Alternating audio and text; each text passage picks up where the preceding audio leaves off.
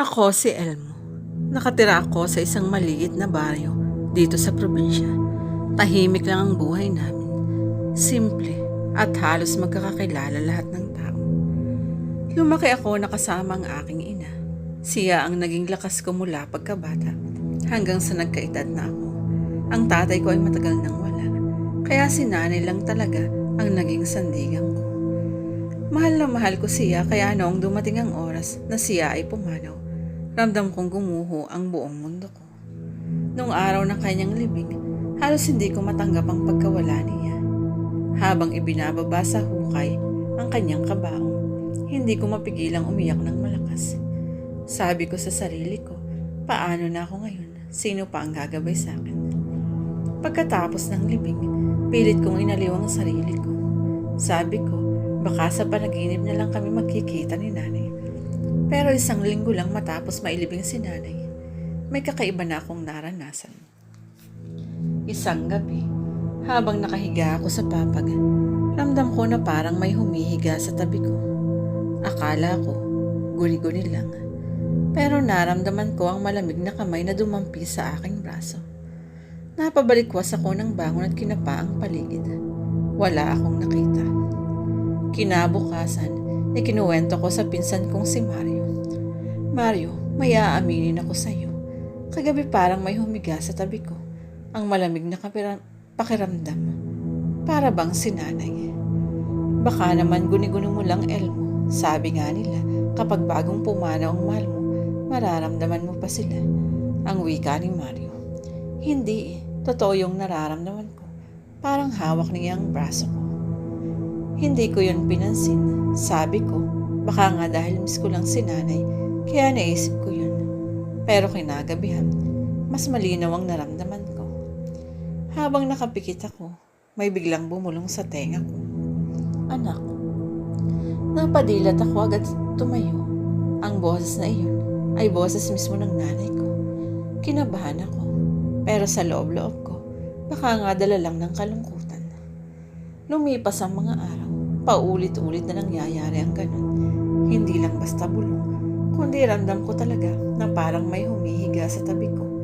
Minsan naririnig ko pa ang mahinang pag-ubo, eksaktong tunog ng ubo ni nanay noong siya'y nabubuhay pa.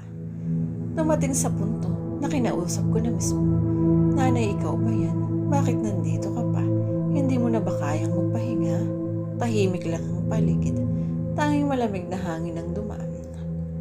Kinabukasan, pumunta ako kay Aling Pasing, isang matandang kapitbahay na kilalang may alam sa mga kakaibang bagay. Aling Pasing, pakiramdam ko hindi pa umaalis ang nanay ko. Parang nandito pa rin siya sa bahay.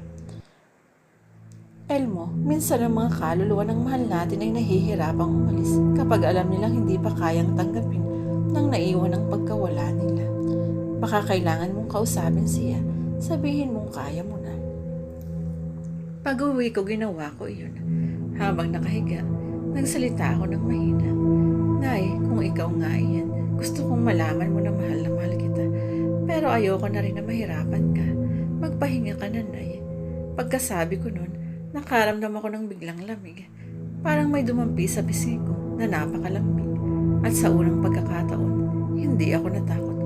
Parang yakap iyon ng isang isa. Pero kinabukasan, mas nakakatakot na ang nangyari. Nakatulog ako ng maaga. Sa kalagitnaan ng gabi, nagising ako kasi parang may mabigat sa dibdib ko. Pagmulat ko, may aninong nakadapa sa akin. Hindi ko makita ang mukha niya, pero sigurado ako. Boses iyon ng nanay ko. Anak, huwag mo akong kalimutan. Napasigaw ako at dali-daling tumayo. Pumunta ako sa altar namin at nagdasal ng malakas. Kinabukasan, muli kong kinuwento kay Mario ang nangyari. Hindi kaya iba na yan? Hindi na si Tia? Baka nilalang na lang ang nagpapanggap, Elmo. Hindi ko alam, Mario, pero parang siya talaga yan. Kinabahan ako sa sinabi ng pinsan ko. Simula noon, lagi akong nagdadala ng cross sa leeg at tuwing gabi, bago matulog, nagdadasal ako ng mahaba. Isang gabi habang nakapikit ako, naramdaman ko ulit ang malamig na kamay. Pero ngayon, hindi na ako natakot. Nay, kung ikaw yan, salamat sa lahat. Mahal na mahal kita. Pero sana makapagpahinga ka na.